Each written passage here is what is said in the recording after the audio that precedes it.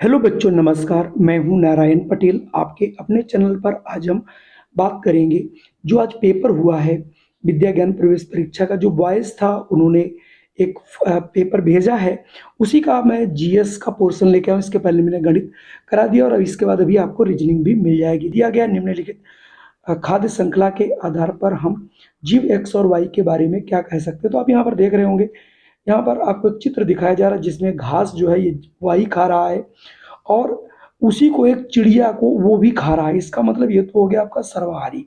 और एक ये घास है, घास को टिड्डा खा रहा है, टिड्डे को कोई और खा रहा है। इसका मतलब वो है आपका मांसाहारी। तो ये चूंकि मांसाहारी है और ये घास भी खा रहा है, चिड़िया को खा रहा है, तो ये हो गया सर्वाहारी।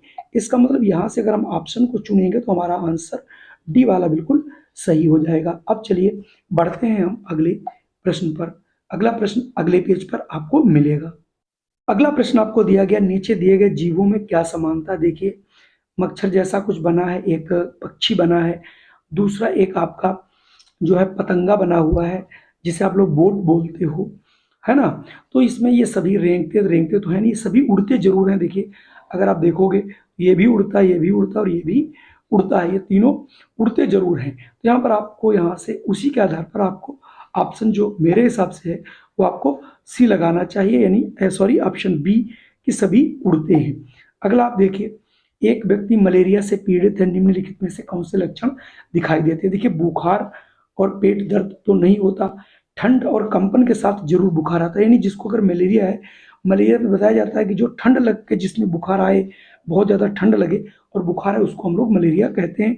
दस्त है मलेरिया और उल्टी और दस्त। तो यहाँ पर जो सबसे सही ऑप्शन मेरे को लग रहा है और सही, चूंकि ये मलेरिया के लक्षण होते यही हैं, तो यहाँ से आपको ऑप्शन बी वाला ही लगाना चाहिए मेरे हिसाब से। आप अगला देख लीजिएगा, बीज के अंकुरण में होने वाले समय को अंकुरण काल कहते हैं। बीजों का अंकुरण का समय निम्न के कारण भिन्न भी हो सकता है। तेज हवा और धूप। देखिए, वहां पर अंकुरण में धूप की कोई रोल ही नहीं होता है, और अगर आप इसको रख अपने घर में कहीं छाया में रखें तब भी आपके बीज उग जाते हैं। केवल धूप, इसका भी कोई प्रभाव नहीं पड़ेगा। तापमान और हवा, इसमें हवा आगे इसलिए भी नहीं होगा। ताप और आर्द्रता, यानी उचित ताप और आपका जो उचित ताप जो होता है उस पर बहुत ज़्यादा, और उचित तापमान, इन दोनों पे डिपेंड करता है। तो यहाँ से ऑप्शन मेरे हिसाब से बिल्कुल जो सही लगेगा वो आपका डी वाला हो जाएगा बच्चों। तो यहाँ से हम डी वाले ऑप्शन को चूज कर लेंगे। चलिए अब हम बढ़ते हैं अगले प्रश्न पर। अगला प्रश्न यहाँ पर दिया गया, चित्र में दर्शाए गए प्रयोग से पता चलता है। देखिए, खुली मोमबत्ती रखी है, दूसरे में एक जार है, जार के अंदर इसको ढक दिया गया, ढकने पर ये मोमबत्ती बुझ जा रही है। तो जलने के लिए वायु आवश्यक, बिल्कुल सही है, और उसमें ऑक्सीजन गैस की आवश्यकता पड़ती है। क्योंकि जब आप किसी चीज को ढक लोगे तो वहां की जब तक उसके अंदर थोड़ी बहुत ऑक्सीजन रहेगी तब तक वो जलेगी और उसके बाद वो स्वाभाविक रूप से बुझ जाएगी। तो इसका मतलब यहाँ से हम ऑप्शन ए को यहाँ पर चुन लेंगे। आइए और भी ऑप्शन में पढ़ देता हूँ। जलने के लिए मोमबत्ती आवश्यक है, ये तो बिल्कुल वो सवाल नहीं हुआ। मोमबत्ती एक अदीप्त वस्तु, ये भी नहीं हुआ। वायु दाब डालती, ये भी नहीं। तो यहाँ से ऑप्शन बिल्कुल ए अगर देखा जाए तो वो सही, जलने के लिए वायु की आवश्यकता होती है। वायु का मतलब यहाँ पर ऑक्सीजन से है।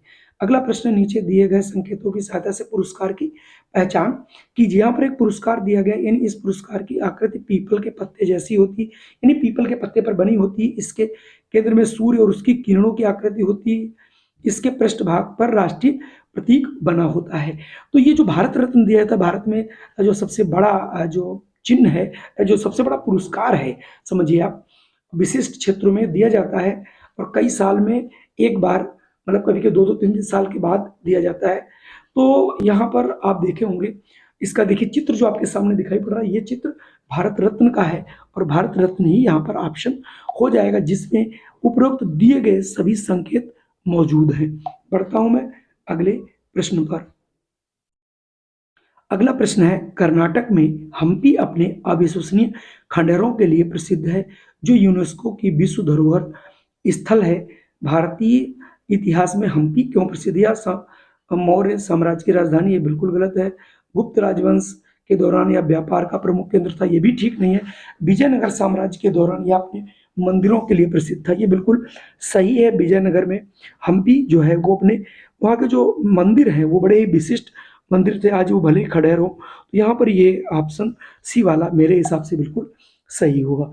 अगला प्रश्न है, निम्नलिखित में से किस महाद्वीप में देशों की संख्या सबसे अधिक? जो एशिया है उसमें सबसे अधिक देश हैं, तो यहाँ से एशिया महाद्वीप हो जाएगा जी। इसका मतलब यहाँ से आप ऑप्शन ए को चुन लीजिएगा। बाकी जो भी महाद्वीप हैं उनमें उतने देश नहीं है जितने कि एशिया में है।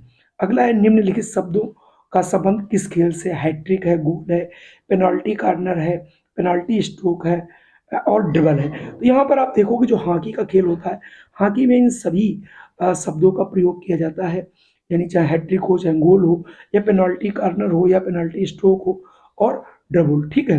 अगला प्रश्न आपके सामने है, देखता हूं कौन सा है, वो अगले पृष्ठ पर आपको मिलेगा और वो अंतिम प्रश्न भी है। अगला प्रश्न है, निम्नलिखित में से कौन सा देशभक्ति गीत रविन्द्रनाथ टैगोर द्वारा रचित है? देखिए, वंदे मातरम तो बंकिम चंद्र चटर्जी का है, माँ तुझे सलाम इनका भी नहीं है, सारे जहां से अच्छे तो इकबाल का है, लेकिन जनगण मन जो हमारा राष्ट्रीय गीत राष्ट्रगान है उसी के रचयिता जो है रविन्द्रनाथ टैगोर जी हैं। तो यहाँ से ऑप्शन सी वाला सही होगा। तो कुल मिला के ये 10 प्रश्न थे, ये आपके आए थे, आप इन्हें मिला सकते हैं, देख सकते हैं। और अगला पेपर जो आपका है अभिरुचि का वो जल्द लेकर के आ रहा हूँ। जय हिंद, वंदे मातरम। फिर मिलता हूँ आपको अगली वीडियो में। और ये भी बता दूं, ये आपको जितने भी प्रश्न हैं ये सब आपको मेन एग्जाम में भी बिल्कुल हूबहू इसी प्रकार से पेपर आएगा। और इसमें पेपर में क्वेश्चंस कुछ कम रहेंगे, लेकिन इससे कुछ प्रश्न बड़े भी हो सकते हैं। चलिए अगले वीडियो में हम आप लोगों से मिलते हैं।